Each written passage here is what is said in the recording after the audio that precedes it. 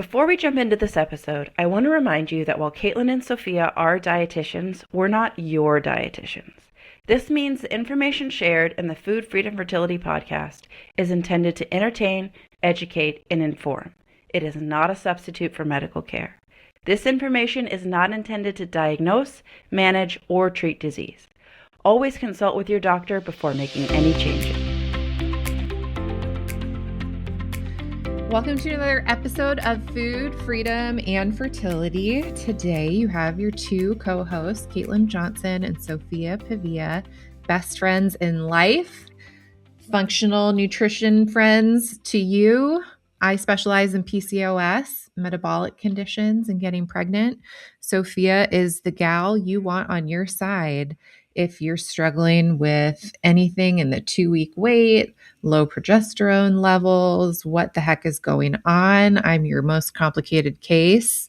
I don't know that Sophia would love me to say that, but she's good at that. Oh, no, lob me some softballs, you guys. And today we are joined by Dr. Katie Wood. Dr. Katie is a new friend to us, but we're happy to share her and her expertise on the podcast. She is a doctor of pharmacology. Is that how you say it? She's a pharmacist. Mm-hmm. And when we were emailing back and forth before this, I thought, what do we have questions about that we always get that Sophia and I are not like the best expert in? And it is medicine interactions, common medications, even the stuff that comes up like, I'm trying to conceive and is it okay to take yada, yada, yada in the 2-week wait, or questions about things that interact with letrozole or just commonly prescribed things. Questions that often go to doctors. Can I take this herb and this medication at the same time? And they have no idea because they don't look at that kind of research very much. So we're so happy to have you, Dr. Katie, and excited to see where this conversation takes us. I'd love to just lob you a softball and have you tell us a little bit about what drew you to fertility and the type of work that you do now, because I know you're not sitting in a pharmacy filling prescriptions right now. And I think a lot of people have this understanding that that's what a pharmacist does, unless you've actually worked in a hospital and you see the level of expertise and complicated things that pharmacists have to negotiate through every single day of their life. So please go ahead and just give us a little summary of that. Sure. Yeah. Thanks so much for having me. And just kind of a little bit of my background is I graduated pharmacy school in 2013, and I was in retail pharmacy up until 2021. And let's see, I'm trying to think here, my journey. So what really switched me from pharmacy into being a holistic fertility coach is how I like to put it, is really my own fertility journey. So we had struggled to get pregnant ourselves. That was back in like 2017, 2018.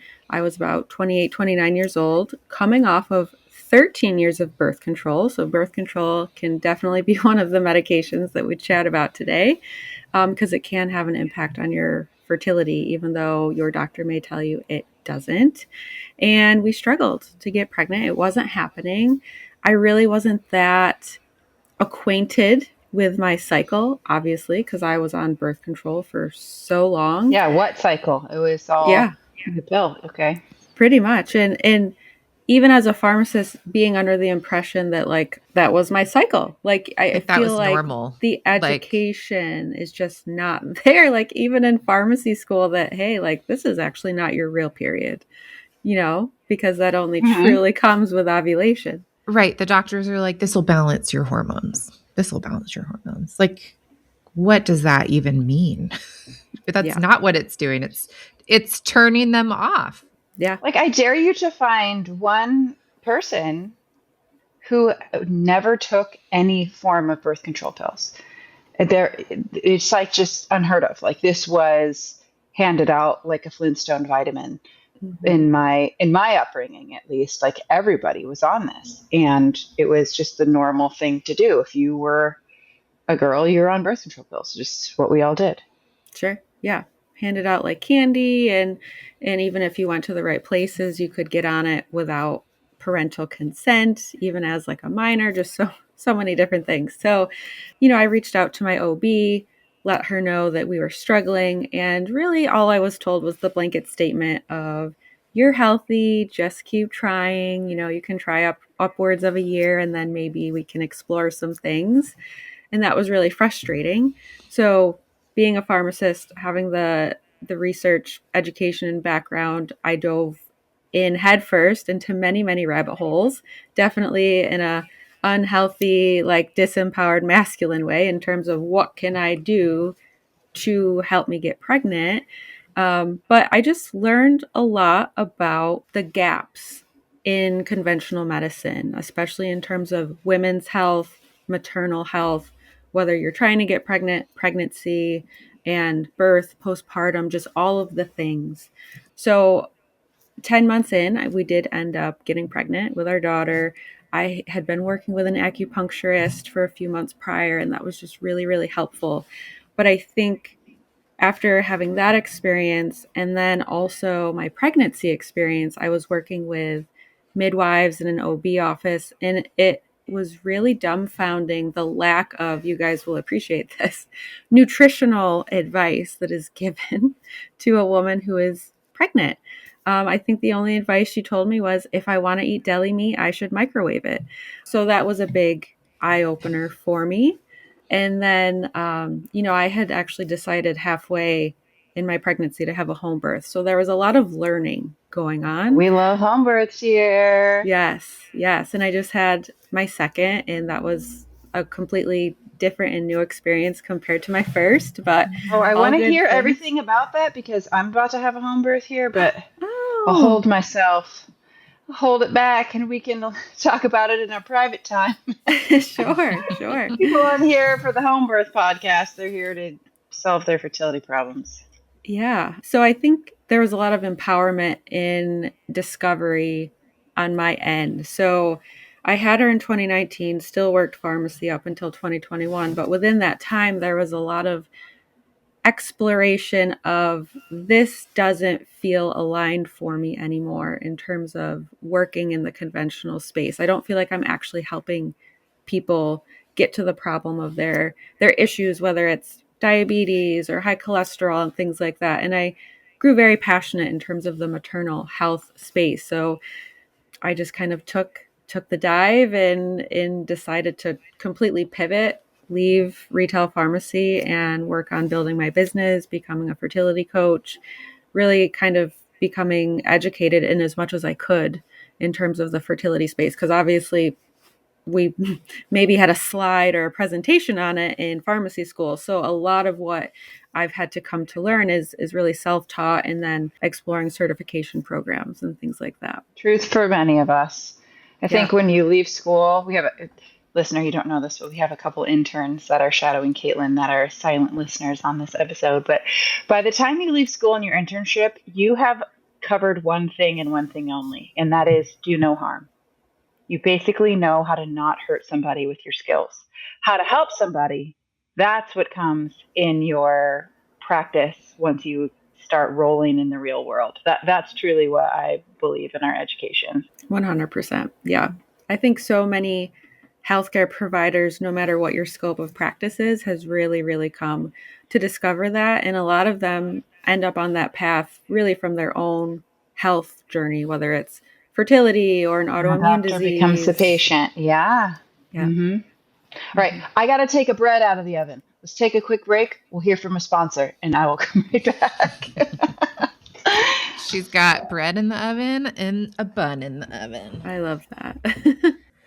Sophia and I are so proud to be sponsored by TempDrop. TempDrop is a fertility sensor that you wear on your arm while you sleep, and it has a companion app on your smartphone that you can sync those temperatures with each day. That way you can track your cycle and know your own body while you're tracking your fertility trying to conceive. This is an incredible tool. It's one of the first things I like to recommend to new clients. And if you're listening to this podcast and trying to conceive, consider yourself one and head over to tempdrop.com. One of the reasons why I love this brand and this company so much is how value driven they are.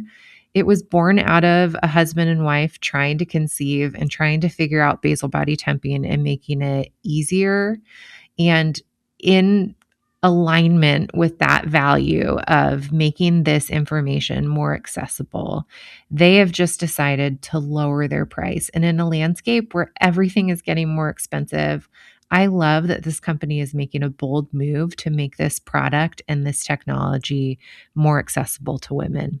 So the new base price of this model is $189. This is incredible. You can even use our code FFF10 to get 10% off this new lower price.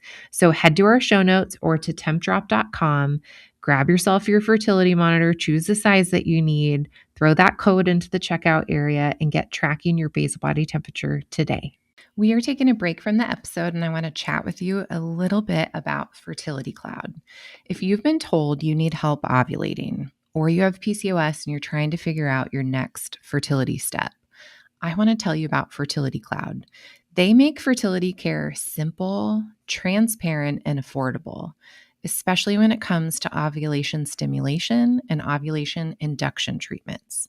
Instead of waiting for months to see a fertility specialist or getting hit with surprise bills, Fertility Cloud lists every price clearly right on their website.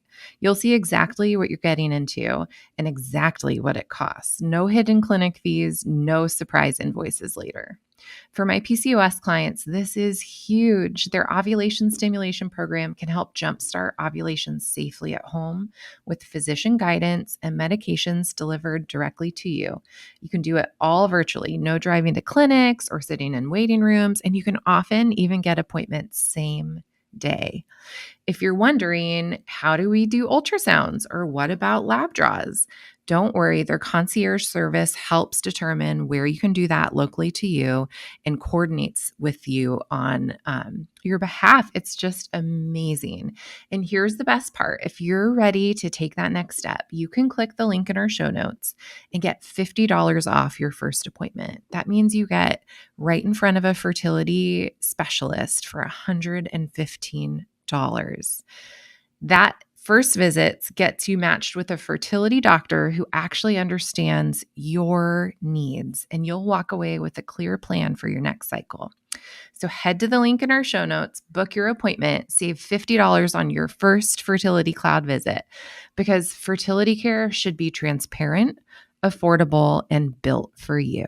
So we're back. I would love to hear, since you brought it up and kind of sharing your story and how you are where you are right now. Let's talk about the things that people are not talking about with birth control. So if somebody were listening to this and they're excited about starting to try to conceive soon, but they're on birth control, what would you tell them about how the birth control is impacting their body in terms of what to expect when they come off of it, and how the birth control may impact their fertility over the next few years period of time? Sure. Yeah. So with hormonal birth control, obviously there's so many different options now these days. So I would say a lot of this is I'm speaking to the pill, not necessarily like the IUDs, because there's a lot of different IUDs and they kind of have their own. Yeah, Um, so many different, and there's the arm implant and shots, and used to mhm. be a patch. I think they probably got sued and are off the market now. I don't even know, but yeah, a lot of different things out there. Yeah, so they may not all come with the same risks. So, really, what I'll be speaking to is the oral contraceptives, the pills that you take. But I feel like, because like Sophia was saying earlier, it was just handed out like candy. I mean, I'm trying to think. I was 15 when I started taking it, so that was, oh gosh, I can't really remember, like like late 1990s or early 2000s. Most of us were shoved on them at 12. No, not Yeah, most of us, but Caitlin and I were like really young when we started Mhm. taking these pills.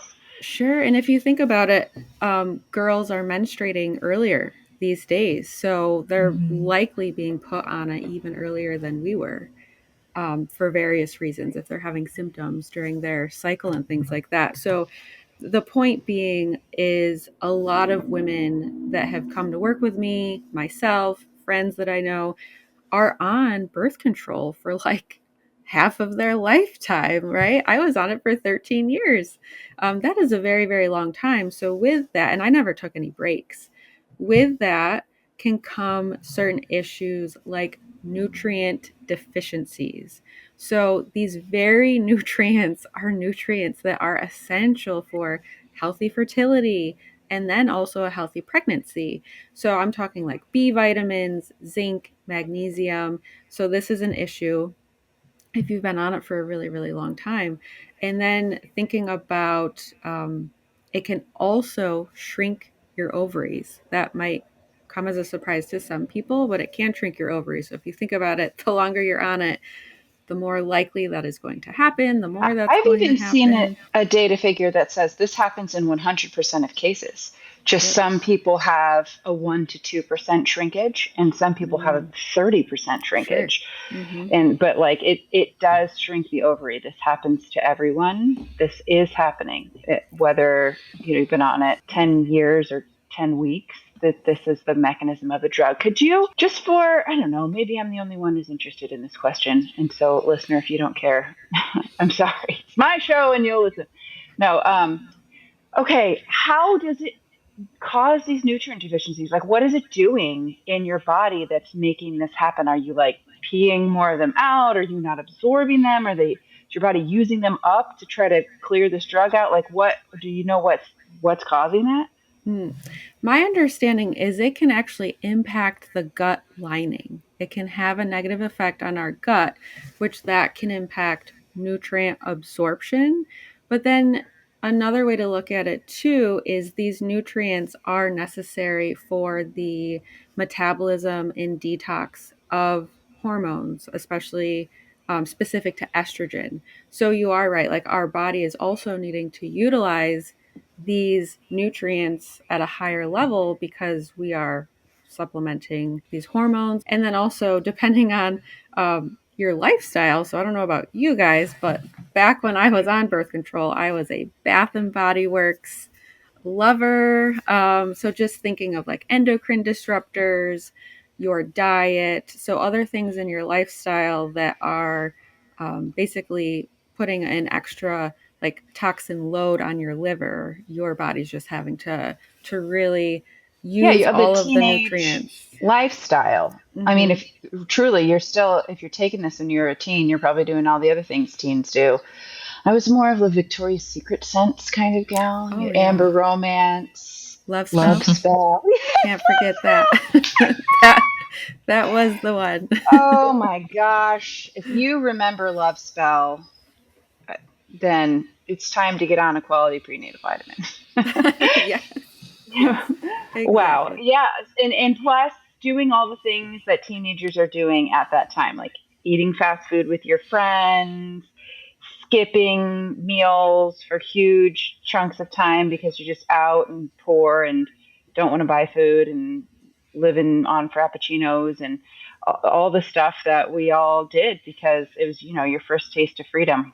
Mm-hmm. Yeah, staying up late, all the things. And for a few of the other things that Caitlin was asking about is a lot of girls are being put on birth control because of PCOS, and they're being told it's going to help regulate their menstrual cycles, which in a sense, yes, but it is the artificial hormones that are doing that regulation. So typically what is going to happen or what can happen is by the time you decide maybe you want to have a child and you're coming off of that birth control, then likely those PCOS tendencies or symptoms that you are having are going to come back.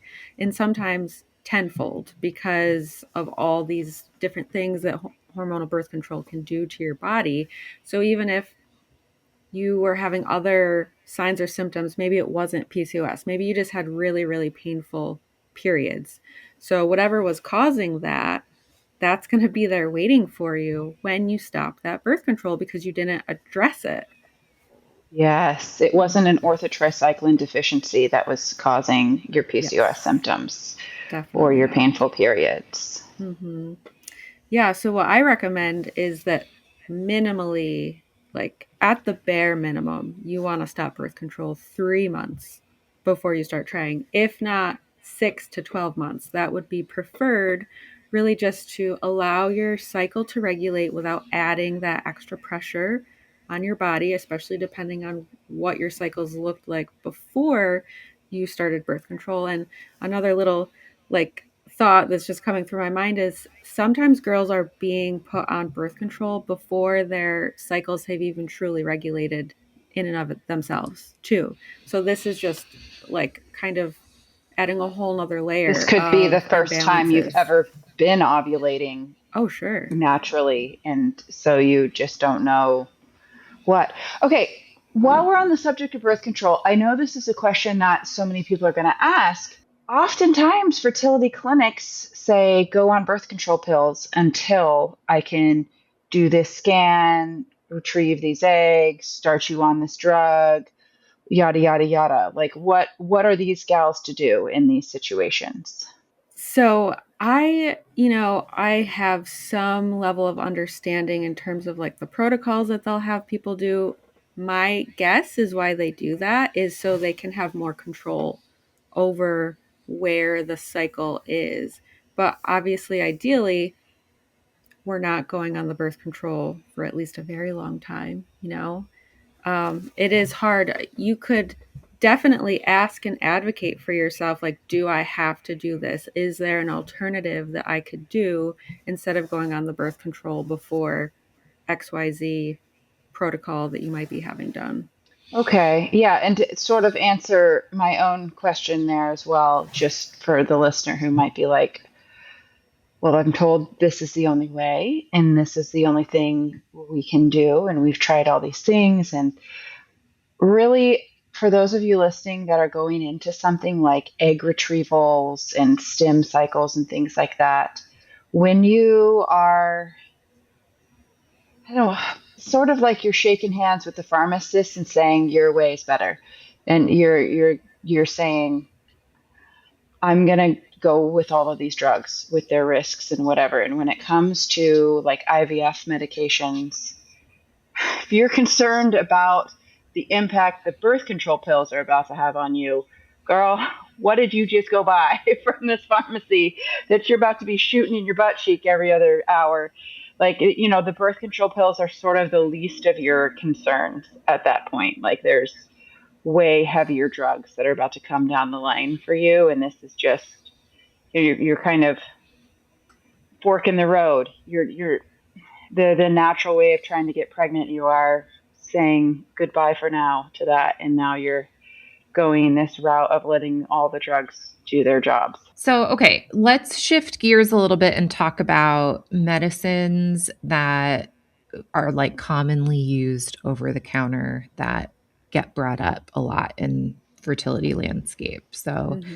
what do I do if I have allergies? I have really That's bad such a big allergies. one. Yeah, and I am learning all this stuff about mucus and having fertile cervical mucus, but if I take this antihistamine or something like Benadryl, diphenhydramine, is that how you say it?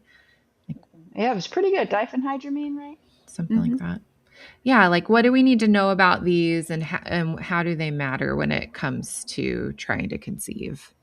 Sure. So yeah, when it comes down to antihistamines, and I feel like some of the more common ones that people might be taking for allergies could be Zyrtec, could be Claritin, maybe Allegra. But what can actually happen is these are going to dry up a lot of your bodily fluids, and it's not going to give a pass to your fertile cervical mucus. So, unfortunately, what can happen is it can dry up your fertile cervical mucus, and some antihistamines can also have a negative impact on sperm health as well. I actually have a current client who was taking, I want to say it was Zyrtec for a very, very long time. And she even just started reducing her dose, and she is already seeing her fertile cervical mucus come back Mhm. just by reducing her dose. So if this is something that you've been on, maybe you have chronic allergies and you've always been on an antihistamine and you're not seeing any of that stretchy mucus like mid-cycle, then I would definitely try to address that. And of course, some people have more severe allergies than others, and really it's all about having that open communication with your doctor. So this isn't necessarily advice. These are just kind of like general things, but some things you can do to help with your allergies is you could do a neti pot, you could do like a saline nasal spray to help clear the nasal passages. Vitamin C has actually been found to decrease histamine in the body. So you could check out a vitamin C supplement. You could start adding more whole foods in your diet that contain vitamin C as well. There are some like herbal medications that you could take. So quercetin is one of them, but that is one caveat of that is depending on your unique fertility and health picture, that might not be the optimal supplement for you because it can have an impact on estrogen metabolism and detoxification. So it's not for everyone, but I think vitamin C and using like a neti pot or a saline rinse is definitely something that can be helpful for many people. Trying to avoid the allergens as best as you can. So let's just say you're allergic to cats or dogs, like, and you have them, you just want to really vacuum, clean your home a lot, maybe have a really nice air purifier. Yeah, keep them out of your room, open your windows. So different things like that. But an antihistamine isn't your only option in terms of allergies. While we're on this antihistamine road, the question that I get a lot is that going to impact me if I take Benadryl or doxylamine succinate or something like that during my 2 week wait? So I've already ovulated. I'm hoping I'm going to get pregnant this cycle, but I just got stung by 3 wasps while I Oh was in gosh. my garden. Can I take Benadryl? Or I'm Hmm. having, a total allergic reaction to my aunt's funeral home smelling perfume. Can I take Benadryl? Okay.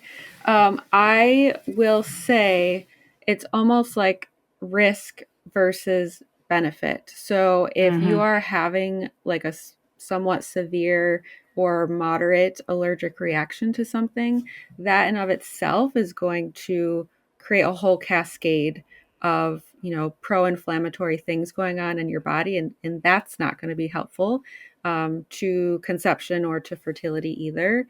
So if you are having a reaction, I would definitely say like contact your doctor, go to the walk-in if you have to.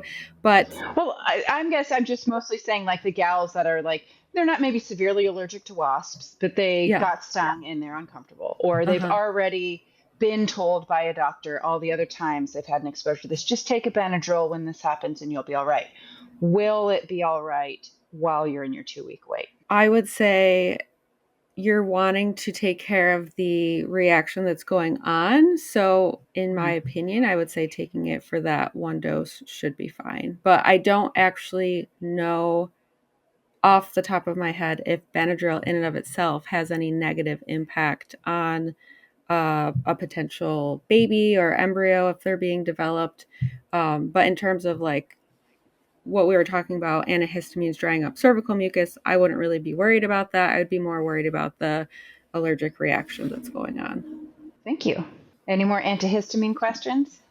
Can we pepper you about other drugs? I guess I just have one other thing to say about the allergy piece is I'm not one that suffers with seasonal allergies really bad, but I have a child that does, and I have a growing compassion and empathy for individuals that really struggle with allergies.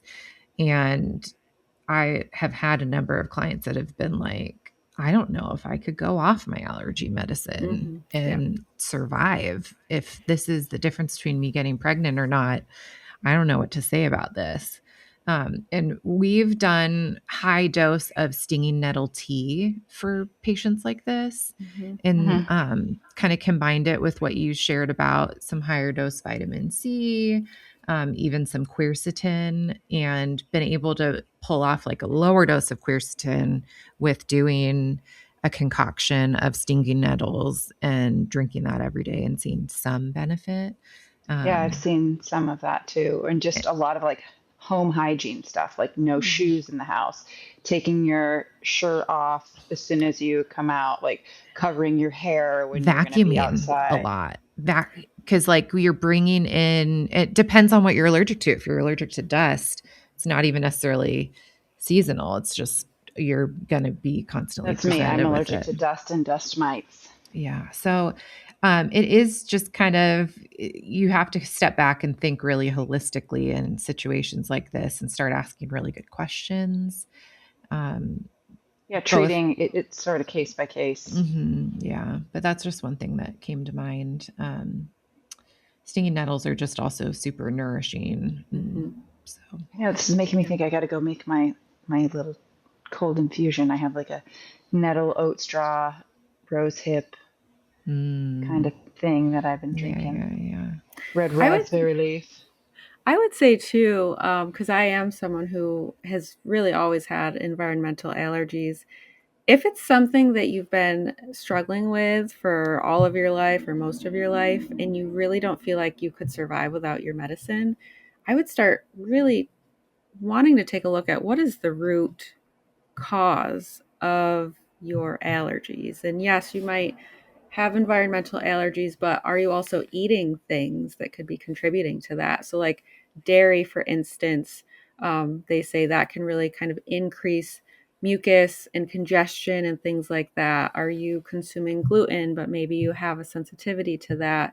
A lot of times, things like allergies or even like skin issues like eczema, rashes, itching, those are all really stemming from imbalances in the gut. So, do you have gut or GI symptoms? Have you looked into your gut health at all? So, those are also things that you could explore at a more like root cause level that could ultimately also benefit your fertility if you are to find that something is off and could be addressed. That's great. I love that you pointed that out. We're going to take a break from this episode to hear about one of our sponsors. You've probably heard me say this before, but preparing your body for pregnancy is not just about you. It's about both of you. Fertility is truly a team effort, and that's why I love the Fullwell Fertility Trio for Two. Fullwell was founded by a fellow registered dietitian and fertility expert, Ayla Barmer, and this bundle was designed to support both partners in the months leading up to conception. It combines their top rated prenatal vitamin, omega 3 fish oil, and a fertility booster supplement that covers things like CoQ10, N-acetylcysteine, alpha lipoic acid, and organic ashwagandha root extract. The nutrients here support overall egg quality, sperm health, fertility, and even your stress resilience. If your partner's semen analysis looks normal, or if it's suboptimal and we need to improve things, nutrition plays a key role for things like sperm motility, count, and DNA quality. For women, these same nutrients help with ovulation, egg development, and healthy hormone balance, not to mention mitochondrial support, which is a huge piece of how your gametes mature and get ready to be that queen egg or that king sperm that make it to combining to form an embryo. These things are foundational for a strong, healthy pregnancy. I personally love that Fullwell's formulas are third-party tested, they're evidence-based, and made with doses that actually match what the research shows we need. No fluff, no underdosing. So if you're planning to start trying this winter or sometime in 2026, or you've been trying to conceive for a while, it's time to think about starting to nourish your bodies for what's ahead, or take a step up from your current protocol to one that is high quality. Head to fullwellfertility.com and use the code FFF20 for 20% off your order. That's FFF20 at checkout. I'll drop the link in the show notes for this specific fertility trio bundle and for Fullwell, along with this code FFF20. Give yourself and your future family the best foundation with Fullwell's Fertility Trio for Two. I'm interrupting this episode for another of our sponsors. This one is so exciting. They actually approached us and asked if we wanted to do a partnership, which was a resounding yes from me because I have been a huge fan of their products for years now, and that is Cozy Earth. If you haven't heard of Cozy Earth, they make the softest, most luxurious, most comfortable bedding and linens and towels and just all the things that you would want in your home. So if you are looking to have a fresh start this new year, if you want to have a refresh in your bedroom, in your pajamas, in your loungewear, in your bath towels, your bedding, anything like that, Cozy Earth is the place to go. You have heard us harp on sleep quality on this podcast 100 times. If your bed is soft and cool and smooth, how much better of a night of sleep do you have? And that is really what Cozy Earth is offering. They have a risk-free purchase option where you can try them out for 100 nights.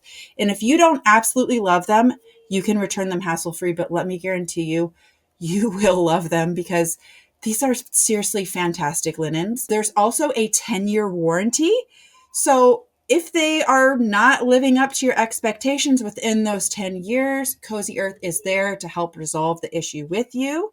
So go on over to cozyearth.com and use our code FFF20 for up to 20% off. And if you get the post-purchase survey, be sure to mention you heard about Cozy Earth right here on the Food Freedom Fertility Podcast. Bye. Okay, so let's talk about pain management. Yeah, that's going to be my next question. All right, so if you tee it off then. Okay, so over-the-counter pain medications. People are all freaked out about Tylenol right now and whether they can take that while they're trying to conceive.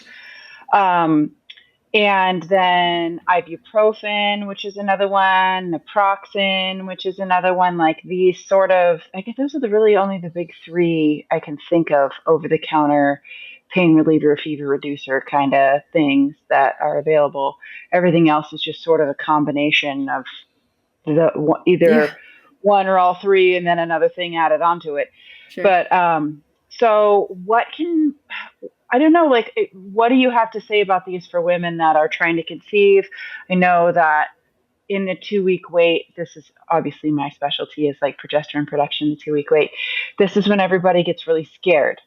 Can I take this now? Whether it's an acute issue, I rolled my ankle, I burned my finger, or it's something chronic like I get migraines around my period or my period cramps are hellacious and I have to take something for it. What are the risks of these drugs and what can people do about it? Sure. So there's kind of this is a very nuanced situation. So in terms of how I kind of practice medicine with myself and my clients is ideally everything in moderation, right? So taking these things in moderation. If you have to take like an NSAID or Tylenol chronically, then I would say let's see what are some other things that we could use to help with your pain. I just had a consultation with someone and she had, I think, some accidents and she's been taking ibuprofen chronically for a very, very long time. And at that point, it is like, let's look to what are some other ways that we can manage your pain because NSAIDs like ibuprofen or naproxen, they can impact your gut health. So if you are already having other things that could be affecting your gut health and that's causing leaky gut and then ultimately other issues downstream of that, then we're going to want to find a way to wean you off of that NSAID or even also Tylenol. So Tylenol is going to deplete our glutathione levels, and glutathione is one of our master antioxidants. It's also very important in terms of estrogen detoxification, among other things to be detoxified. So really, we're not wanting to take any of these chronically. Now, if it's coming down to you're sick and you have a fever, then we want to manage that fever. So don't feel bad about taking it for something that is Yeah, you're more sort of choosing the lesser of two evils. yes, Like having an unchecked raging fever has risks on its own. sure. And while you are taking on risk by taking this drug, you're reducing the risk that is coming from the unchecked fever. Exactly. Yeah. And if you did, let's just say, twist your ankle and you have inflammation, then something like ibuprofen is going to be beneficial because it's going to have that anti-inflammatory effect. But if you are working or you have a practitioner on your side who can help you explore other options. So, like Caitlin just shared, stinging nettle can be really great for allergies. Well, there's lots of different herbs and things like that that are also anti inflammatory that could potentially help with inflammation from a sprained ankle. But I would say, by all means, in a very acute situation, I wouldn't pull your hair out about it. But if you are taking these things chronically, then that's where I would be concerned, and I would want to work with someone who is knowledgeable and or at least willing to do the research to talk about other ways that you can manage your pain. So let's just say, I know cramping is a big one, or headaches when you get your period. Magnesium glycinate can work really well for headaches. It can also work for cramping as well. You could use a heating pad. And if you have to go to work or something like that, they even make those little like heating patches that can just go underneath your clothes. No one needs to know that they're there if you're not able to lay down with like an actual heating pad on you. But there are usually always alternatives that you could be using for pain relief. I think it's just becoming empowered yourself and doing the research if you feel that you're able to do that, or having someone on your side that can help you do that research, like Sophia, Caitlin, myself, or someone else in your circle. Yeah, figure out, first of all, why are your periods so painful? That is Exactly. if you're having a hard time getting pregnant and you're having painful periods, this is painting a picture of some very specific issues that you could be dealing Ruling with that out. are Hmm. very treatable and need to get treated in order for you to get pregnant, most likely. So that's, yeah, in and of itself right there. If you're having painful periods and struggling to get pregnant, like that's a whole thing to address right there. And yeah, like, so basically, to recap what you're saying, if you are trying to conceive and you have a sort of one-off weird thing happen, you twisted your knee, you threw out your back, you slammed your hand in the door, you got injured, you got a flu, and now you have a fever, taking a dose or two of ibuprofen to get you through the worst of it on that initial injury day, or whatever, minimal effect is what you're saying, minimal impact on your potential pregnancy. It's I was in a car crash in 2009 and still have pain from that and have been reliant on these medications whenever I have a flare for the past 15 years. Mm-hmm. That's a different story. Exactly. Mm-hmm. Okay.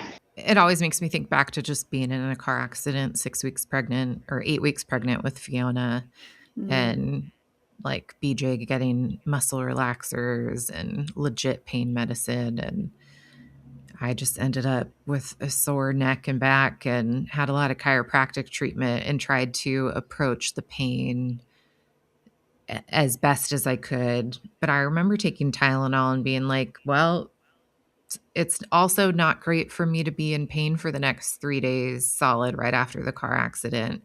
Like the sensation there of pain, there's always going to be some level of asking that question, risk versus reward. And I remember having that conversation with my midwife, like, here we are in this eventuality. But I've had neck and shoulder issues since and had 2 pregnancies since where I had to manage that. And, um, sometimes the management is pharmaceutical, but sometimes the management is these other modalities that we can benefit from, like massage and manual therapy and personal or physical therapy or acupuncture. And your lifestyle so much too. Like I have people that are like, I get such tension headaches. I don't know why I sit like this for Yeah. 23 and a half hours a day. I don't know why I have this pain. Exactly. Or they'll be like, oh, chronic pain because I was in a car wreck. And I still sit like this for 15 hours a day. And it's like, well, the car crash has to get dealt with, all the more reason why you can't be hunched over your phone all day. And we got to find other ways to help you with the way you're moving and living and doing. But like with what Caitlin was just describing, listeners, so she's in a situation here. This was her first baby, Fiona, that she was pregnant with and got in a crash. What is she to do about this? Who could prevent such a thing? There's no lifestyle management, or there's nothing that can be done when somebody goes careening into you while you're sitting at a red light. There's nothing that can be done about that. So what are things that you know bring health and healing to your body? This is sort of a decision tree that I help people use when it comes to these medications. What do we know helps? Rest, eating well, movement. Okay, well, these are like the big three that are going to help you heal. So if you can't rest because you're in so much pain, you can't get comfortable and you can't get to sleep, are you really doing your best healing? Maybe you're managing to avoid Tylenol for those days, but if you're not resting, you're not able to get comfortable, you can't sleep, you're really not doing yourselves any favors. If I had COVID when I was pregnant, I was about 10 weeks along with my second baby, and I toughed it out for about 24 hours trying to not take anything, but the pain was so much of just like the fever and the body aches and like the pain in my chest from the cough. I couldn't really eat. It was a struggle to stay hydrated. I was just like laying in bed. I didn't even watch a show or like anything. I just was laying there because it was so painful. After about 24 hours of this, or maybe not, yeah, about 24 hours of it, it was now time for like bed the next night. And I was like, I've got to get some freaking sleep. I got to be able to eat something and be able to go to sleep, because if I stay up all night again, this is only prolonging the healing process. And so we chose, the risk of the Tylenol for the reward of the being able to rest. Mm-hmm. And my fever wasn't crazy. It wasn't like 105. It was like 101, 102. So not really anything that you would need to get like really concerned about for the safety of the baby, but uncomfortable. And so we decided, okay, I'm going to take a dose of this Tylenol at bedtime so that I can knock out and be able to actually heal overnight. And so sometimes these medications, while they do have risks, can be a bridge to the healthier you that doesn't need this medicine again tomorrow, or maybe doesn't need as much of it. It's a bridge to getting you where you need to get. And I will say another thing about this, because I know what you are thinking. Those of you who are chronically exercising and have all of these injuries and refuse to relent, and you pop pills so you can go squat 250 pounds, you are not who I am talking about here. You don't need to be doing that. If it's too painful for you to use your stairs and cook a healthy meal, that's where the medications come in. If it's too painful for you to deadlift 350 pounds, the Don't answer is deadlift don't deadlift 350. 350 pounds. Right. I just know you, and I know who I'm talking to right now. And I'm also married to this. I'm married to someone who has the most strong medical history of stomach and esophageal cancer of like anyone on the planet. Like every man over 40 in his family has died of this. They all get this and die. And he chose a career path that is extremely demanding on his body. And he still wants to be deadlifting 350 pounds every day. So he'll take a fistful of naproxen or a fistful of ibuprofen. And when he went and had his endoscopy, the doctor was like, oh, you can't take these drugs ever again. You're in, like, everything is so red and irritated in here. And, I see that you've been taking these drugs. You got to stop. And I just looked over at him and I was like, what have I been telling you? So if you are using these meds to hurt yourself, to continue the lifestyle that you know is causing harm, I'm talking to you here, okay? It's not the same as using this medicine as a bridge to be able to eat well and move and sleep tonight so that you can get healthy. Yes. Okay, let's shift over to fertility meds. So common things like letrozole, Clomid, taking a trigger shot, taking progesterone. Do you have experience, Dr. Katie, helping support people with side effects of these medications or common things that maybe we should know about with these medications that aren't necessarily always being talked about? I mean, I feel like it's really common to go to the doctor and in your pregnancy, all you heard was microwave lunch and deli meat, right? But I also think, as we talked about with birth control, we're not always getting told the things about like this could shrink your ovaries or your clitoris or lower your libido or cause a B12 deficiency. I can't tell you how many people come to see me Your after they've depression and anxiety, right. bacterial vaginosis, yeast infections. Right. Like I've been on birth control and metformin, and I'm also plant-based and I'm trying to conceive, and nobody's looked at their B12 or folate levels. And you're like, what is even going on? Don't you know that these medications are depleting this? Did no one ever tell you this?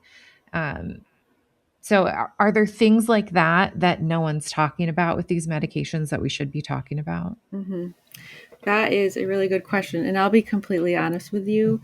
The majority of my clients that I'm working with, they're not on letrozole or Clomid. They're really working on their root cause and trying naturally. So I don't have too much to confidently speak on those, just to be completely transparent with you. Yeah. We want that for sure. Yeah. I find headaches are one of the major side effects.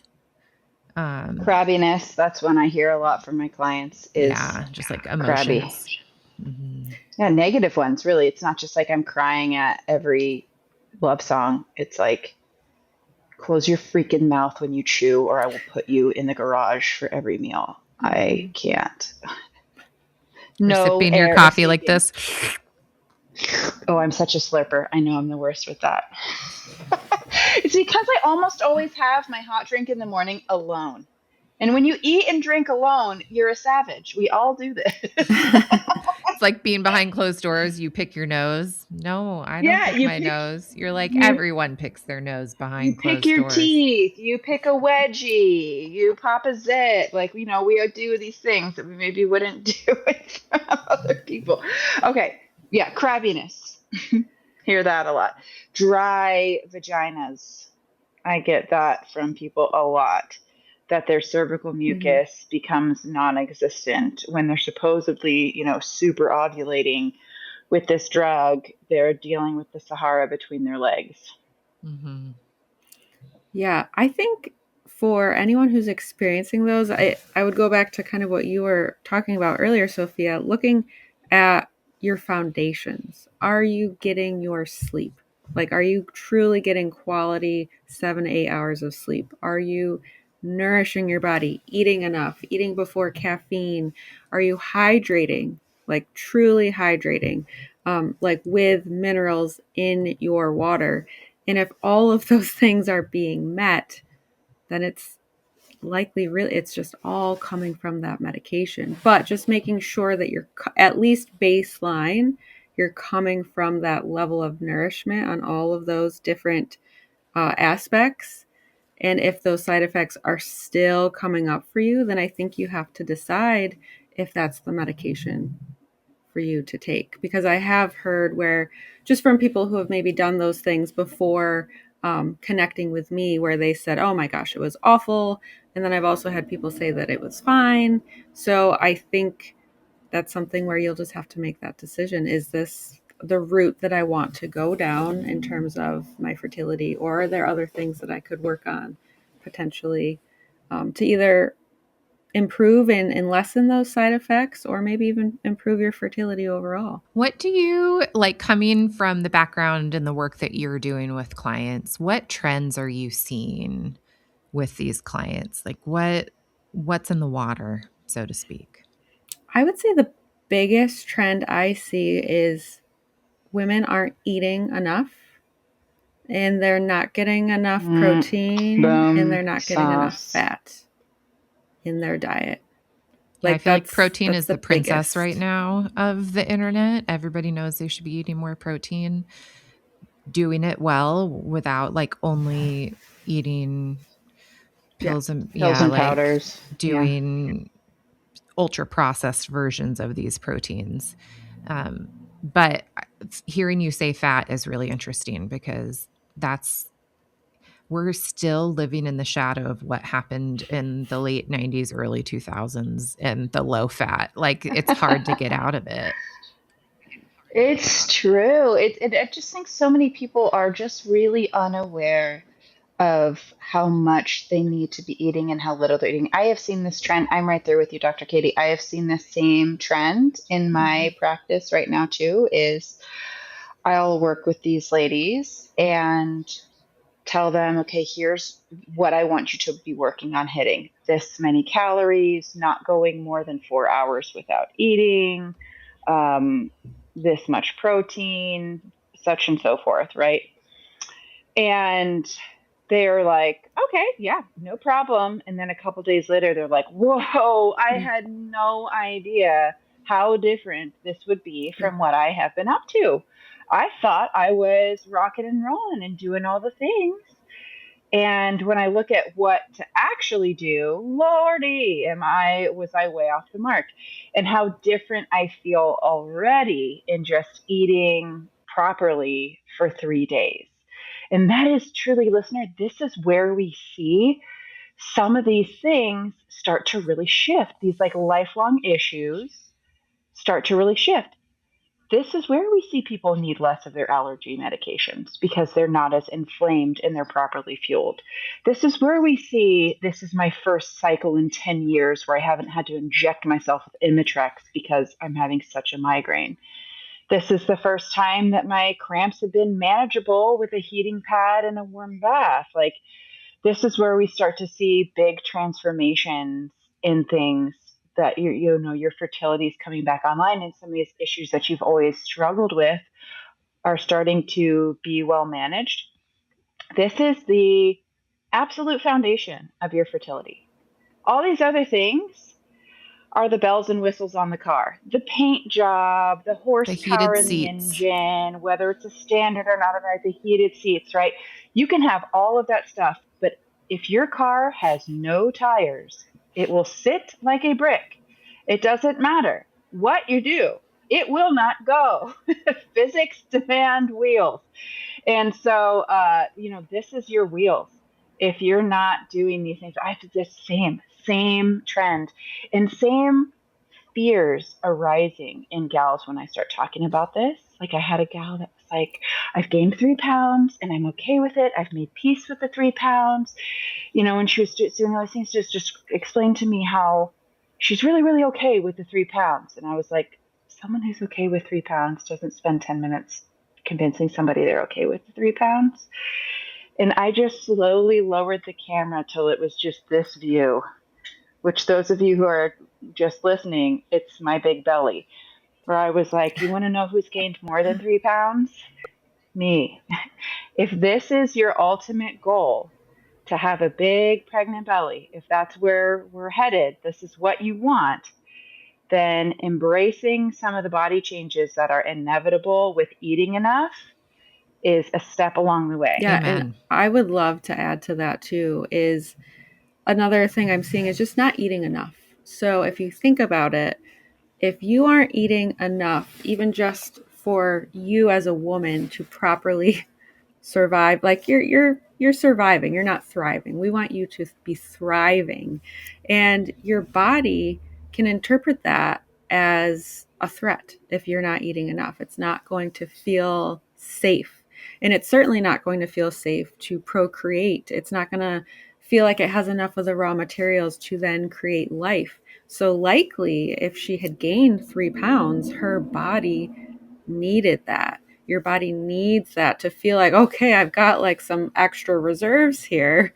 So I could have the potential to make and sustain life. And just to speak to what you're saying is like, yes, there are so many different bodily changes that come with pregnancy, and weight gain is part of that. And that's, important as long as you're fueling yourself in a healthy way. But Doesn't yeah, mean you have to love it. Like, I don't look in the mirror and be like, you sexy thing. I'm more like, ugh, When will this be over?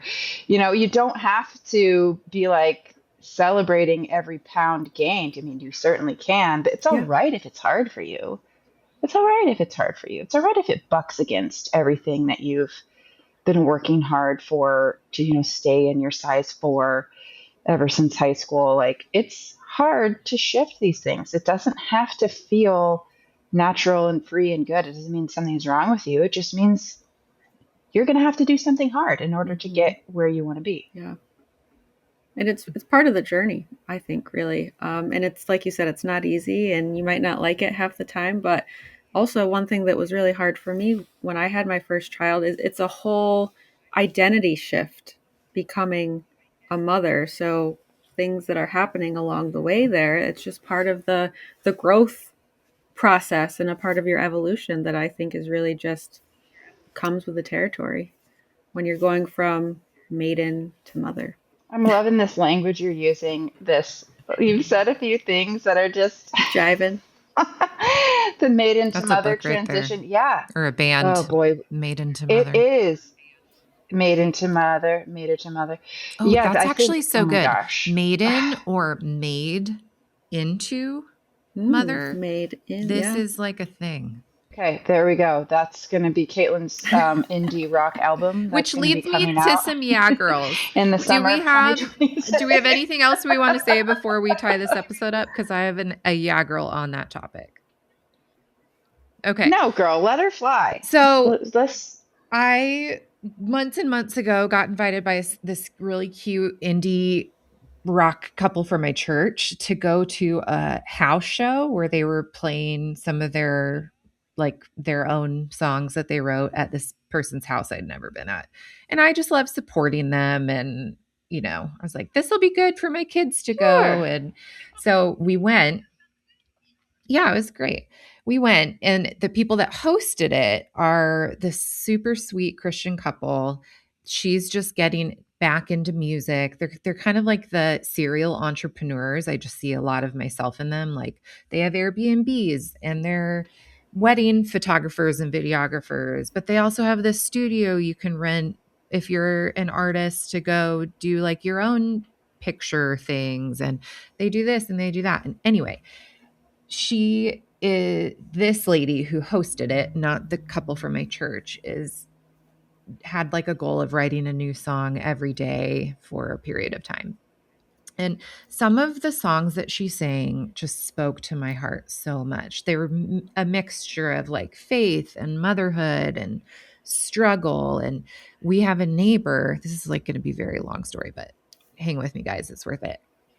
So we have this neighbor who had to make this like unimaginable health decision for their child. I don't remember all the back and forths, but basically they had to decide, were they going to go to Colorado for a surgery where they basically like removed the lobes from talking to one another and removed part of her left frontal lobe. And it was going to improve all these things. And it was like, it could improve it. We're not 100% sure. She may really need this surgery. It would be much better to do it at 3 than at 8, because once you do this, you need to relearn to walk and you need to relearn to do all these things. So if we do it young. So they were like, had to make this incredibly horrible decision while they're pregnant with their 3rd child and about ready to, just like all these things. So I didn't know this, but these couples went to church together. And so one of the songs that she sings, she mentions this like family that needed to make this really hard medical decision for their kid. And she sings this song, and it just was like, oh my gosh, it just ripped through me. It just spoke to the essence of parenthood and making hard decisions. And if this episode isn't all about the beginning of that, like, how do you make these hard decisions about medications before you're even holding your baby? But anyway, they ended up doing the surgery, which is an aside on my Yeah Girl. And the baby's doing great. She's walking again already. They had their baby, their oldest goes to kindergarten at the same school that my kiddos go to kindergarten. So we actually pick her up most days on the way to the school, just to make things easier on the family, because baby girl's using tube feed and all these things. Anyway, medically complicated situation. So I've been loosely following this couple that had this house concert, and she was doing this giveaway where she would write a song for you, and you had to like tag people in the post and share it and all the Instagram things, right? So I did. I tagged a bunch of people and I won. And so I got to like summarize what I wanted her to write a song about. And I told her that I wanted her to write a song about infertility. And yesterday, she sent me the lyrics because she's about ready to record it. Do you want to hear some of the Can't wait lyrics? to hear it. Yep. Okay.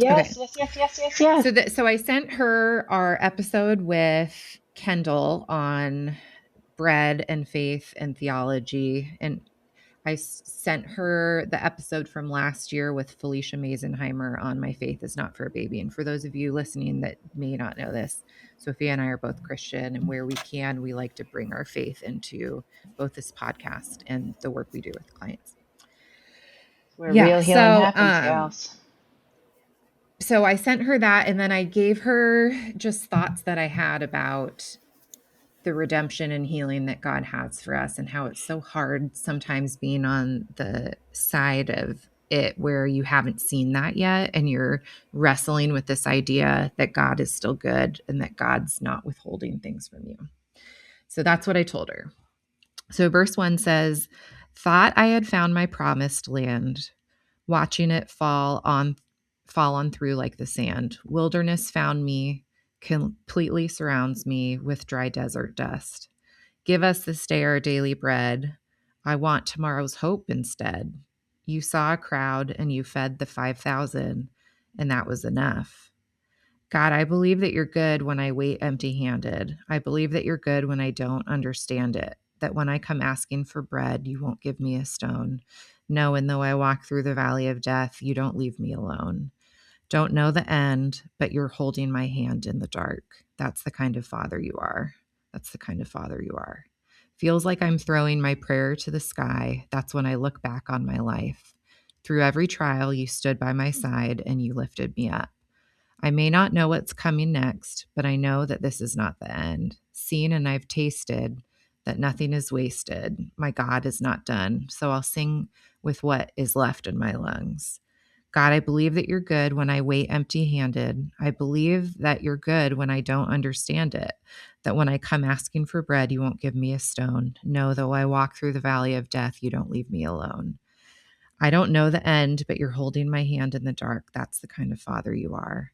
I'm not believing for an outcome. I'm believing for you, because one day with you in the waiting is better than anything without you. I don't know the end, but you're holding my hand in the dark, and that's the kind of father you are. Isn't that beautiful?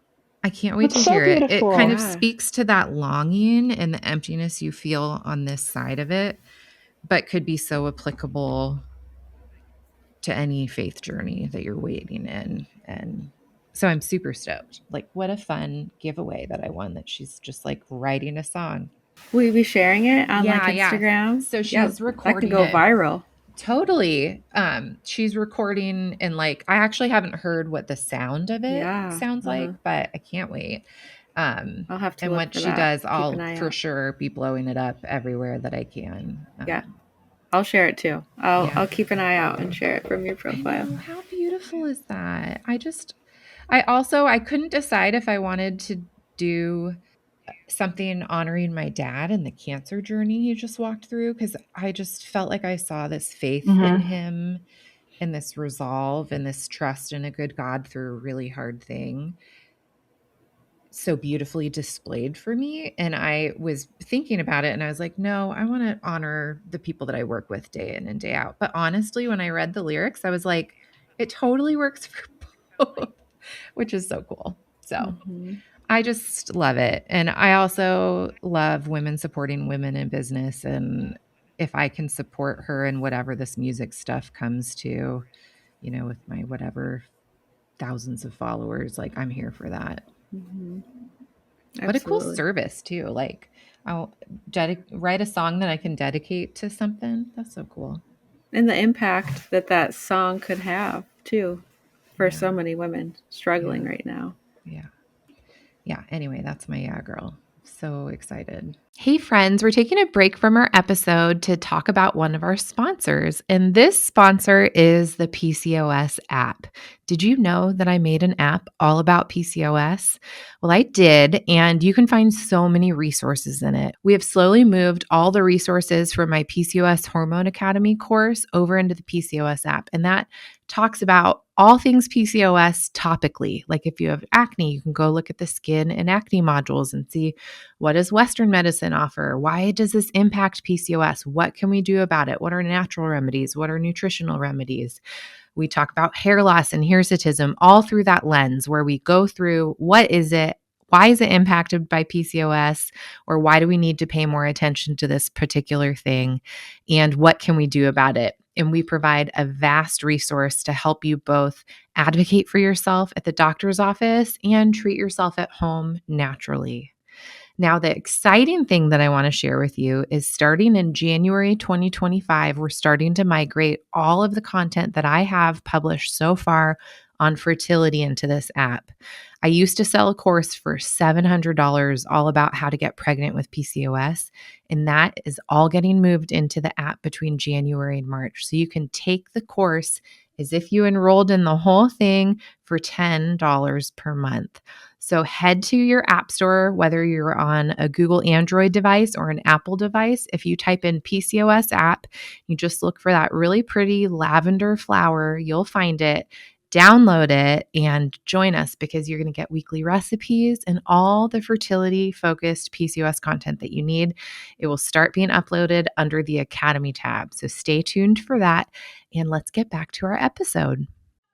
Hey, it's me again, Sophia Pavia, registered dietitian nutritionist specializing in women's health, fertility, and optimal progesterone production. And I'm interrupting an episode of my own podcast to tell you about my online course called Ovulation Unlocked.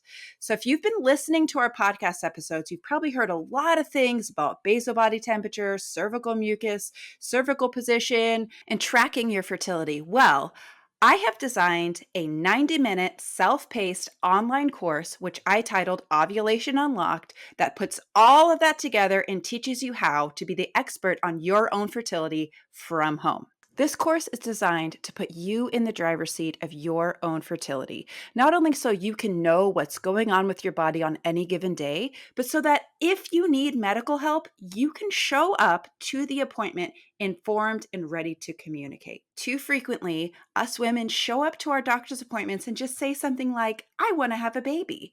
And the doctor looks at you and says, good for you. Stop using birth control, start taking a prenatal, come back in a year if you're not pregnant. And that's all we get.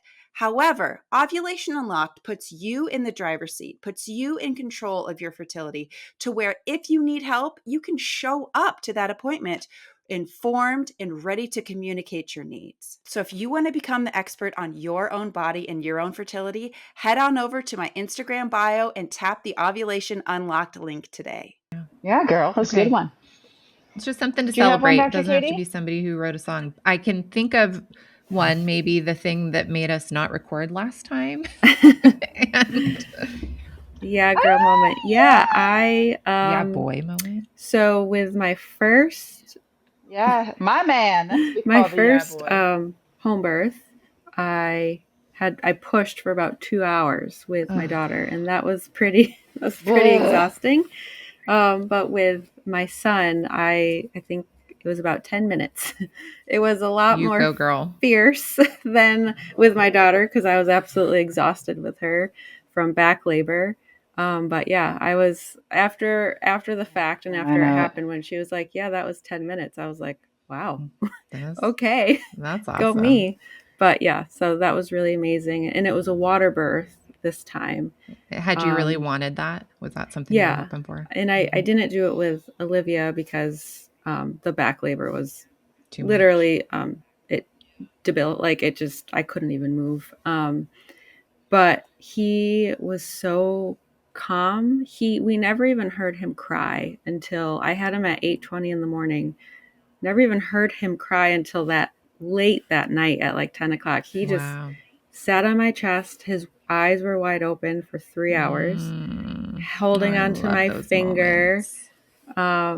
My Was your 6-year-old daughter daughter was present? there. Did she get to see it Yeah. all? She was Oh. taking pictures. Really? How She's old is your 6.5. daughter? And she got to be there for the birth and she wasn't scared? I'm wondering if I should have my 5-year-old She at my birth. That's why. went downstairs during the pushing phase because it was a little too much for her. She doesn't like loud noises. So she was like, this is loud. I'm going to go downstairs. But she actually came right back up in time when his head was crowning. So she was able to see that and see him come out and then just take pictures. And there's this, this tender picture of him on my chest, and I'm holding his finger, and her little hand is like right there too. So it's really, I already have it hanging up above my bathtub. Email that to us. We want all the good feels we don't need to post it, but I need more of that. I need some positive birth vibes in my world here. Yes. Thank you for that. That's a huge girl. What a totally different experience. Was it back labor again this time? Towards the end, it just felt like so much pressure, but I didn't have back labor like I did with Olivia.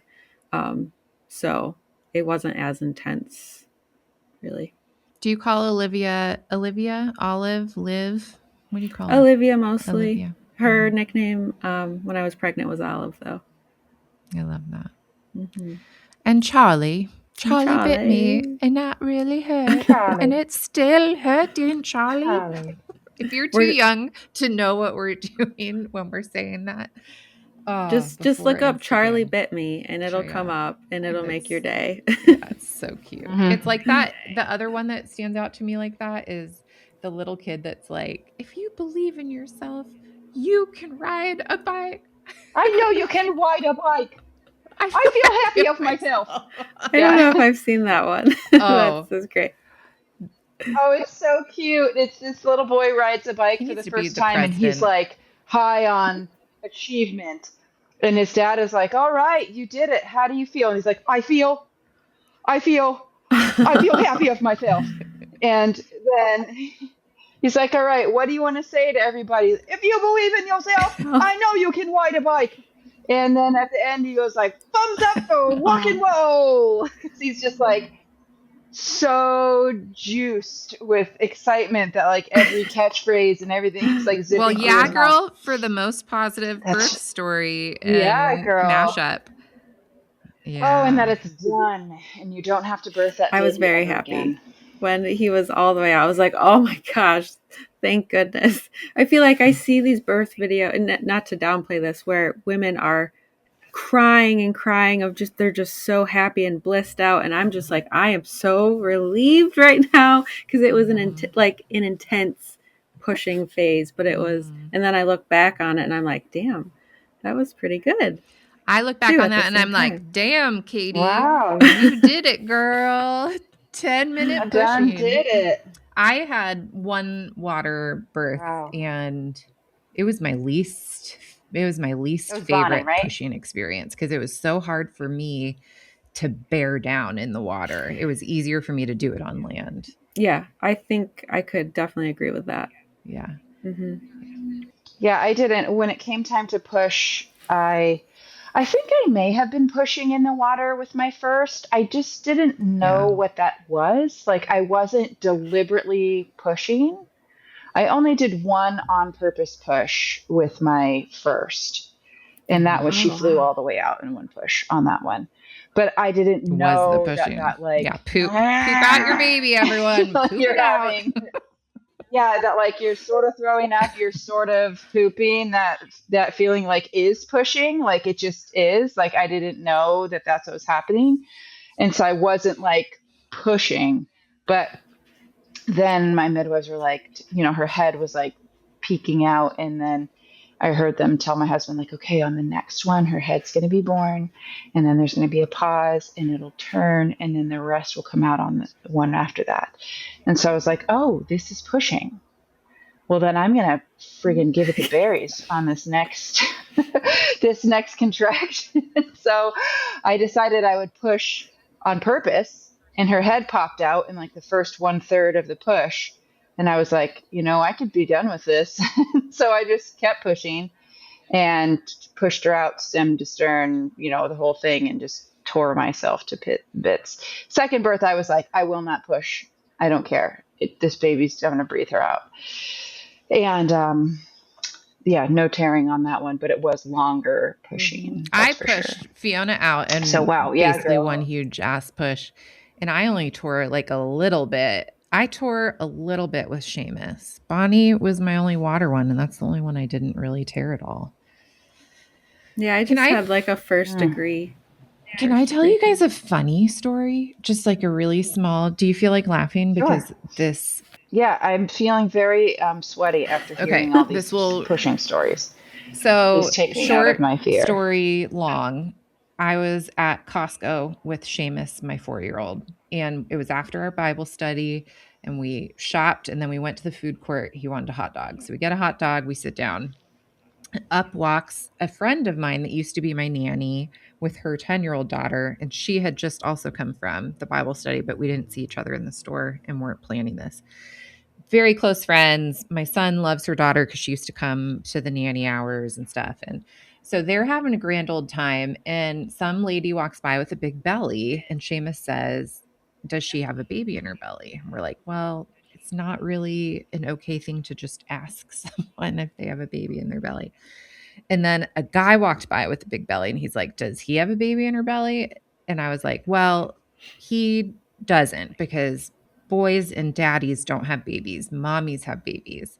And he's like, no, daddies have babies. And I was like, no, really, mommies are the only ones that have babies. And he's like, daddy has a baby and Chiza has a baby. Chiza is a friend that lives with us right now. And neither of them really have that big of a protruding belly. But I'm like, why does he think this? But in the moment, I was like, he's 4. We'll figure this out at some point. So I didn't argue anymore.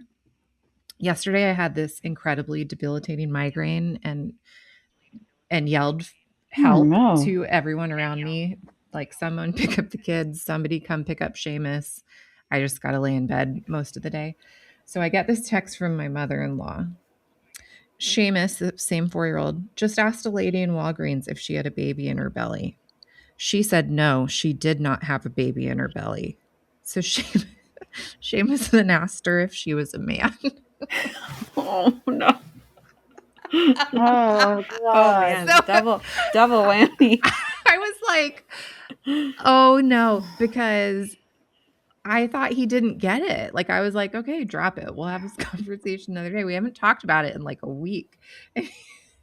But apparently he understood. He finally got the point, take home, that dudes don't have babies. So since she was a lady and didn't have a baby in her belly, she must be a man. Wow. She was whoever. It was like, I'll be paying for her groceries today.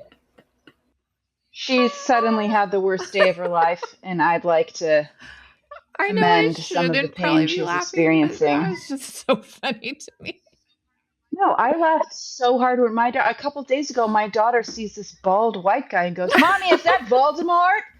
And I was like, that she even knows who Voldemort is funny to me too. We let her watch the Sorcerer's Stone, and that's the one where like there's a bald head on the back of the head, and that whole thing. So now she thinks all bald white guys are Voldemort. So that's good. Thankfully the guy didn't hear, but I just busted up laughing because that's just like such a hilarious thing to say about somebody. His biggest insecurity, guaranteed. I know, right?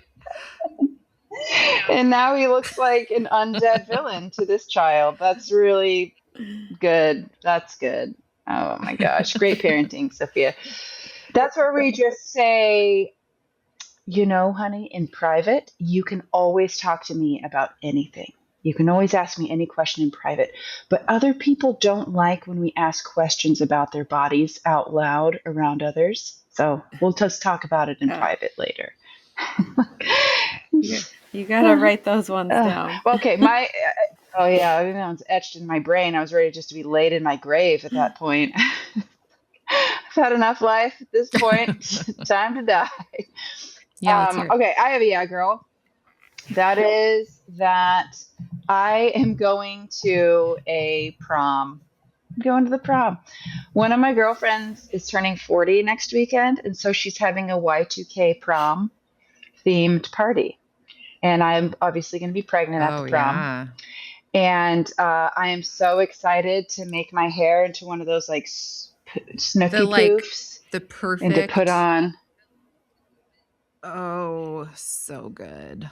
a bump it. And then I'm going to do the like white concealer lips with the honey beige overly tan foundation and then just black eyeshadow, smoky eye. You remember how we were all into the smoky I still eye? kind of am. I mean, Yeah, if we're so being honest, I but am. So that's my year. Wait, no, that's the stupidest yeah, girl. Here's a yeah, better one. give I it to had my me. anatomy scan, you guys. When we last recorded, I was about to Yes. go to the anatomy scan. Now I've gone.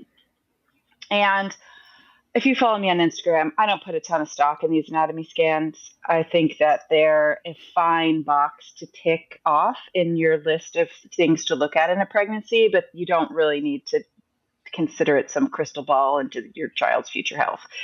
And but even so, everything looked really healthy. And so that's a huge yeah, girl. It's really awesome. And we are keeping the gender a secret from ourselves that an envelope is en route to Caitlin's house, where I certainly spelled her name I wrong don't even on the care. envelope. And then The Keeper what a of loser. Secrets. I don't know why I put a Did Y you read at the the end. Keeper book? Stupid. She'll be the keeper. Oh, so good. I did not. But I would like to. I need another book. So And be the only Caitlin's one. gonna know whether this is a boy or a girl. I was thinking about this when I was falling asleep only last night. This one is who really a knows. yeah girl to me. But I was like, I get to know and her sister doesn't even get to know. Like, that's when you know you've made it. I don't even know that my sister's gonna know that you know. And I'm not telling my family members that if you're listening to this, I'm shocked. But I'm not even, because my family members are loving blabbermouths. My sister could keep a secret. She just doesn't give a shit, frankly. She just doesn't care that much, you know? And she's got her own life going on. And really, it's keeping it from my mom and dad because they are the ones that are just extremely impulsive. And so in the moment, they would blurt it out and then be like, oh, whoops. Oh, well. And you're like, you just ruined a life experience that was very important to me because you just flapped your mouth open. So those are really the people we have to keep it from, which means we kind of have to keep it from everyone except for Caitlin. She gets to know. And we're going to see once I push this baby on out what we're looking at. And it was so hard in the scan because he was like, okay, close your eyes. I'm going to look down below. And I'm just sitting there. I had to put my hands on my eyes because I was like, my own eyelids want to just flutter open and look at this. When I was pregnant with Bonnie and we were doing our anatomy scan, we were once again not going to find out the gender. I remember them being like, close your eyes. And I was like kind of peeking because I kind of wanted to know. Yeah, you know, I'm sure it would have been the same unless you're looking like a honking wiener in there. It's like, who could really see? Yeah, sometimes, I mean, I had a patient who wanted to know, they wanted to wait. The goal was to wait. But when they first put the scanner on your belly, there's no way for them to know what they're pointing it at.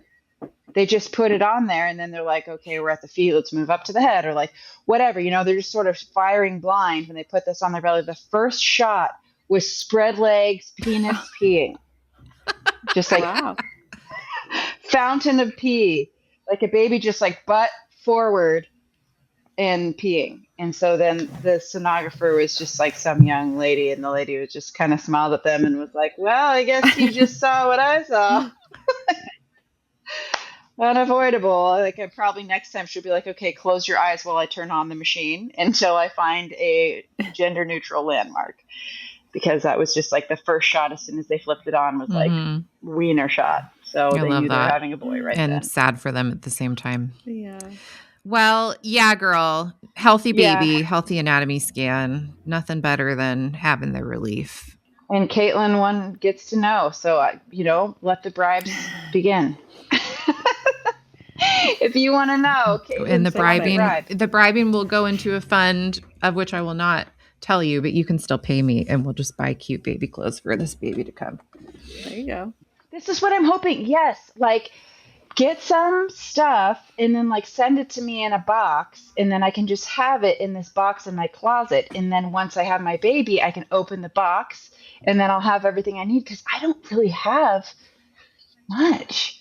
We figured we would move by now, and so I was like, am I really gonna bag up this like 100 times pooped upon onesie that I got hand me down anyway? Like, no, give this away.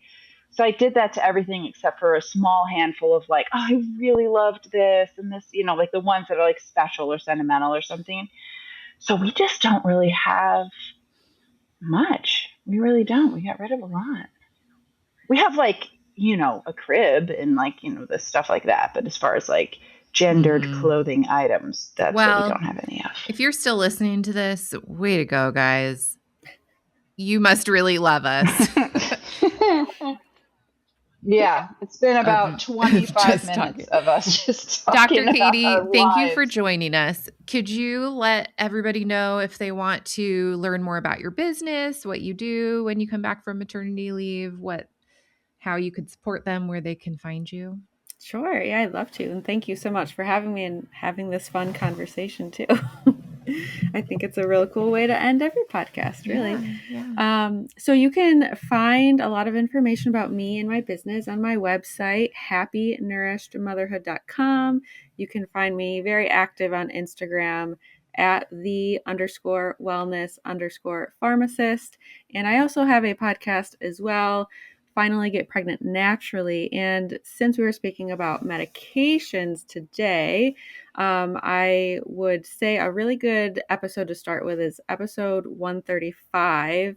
Is CoQ10 the right supplement for you? It's a really popular one. So go check that out. Love that. And this has been fun. Thank you so much for having me. Absolutely. Well, listeners, do all the things like rate, review, share this episode with a friend, and we'll see you next week. Bye.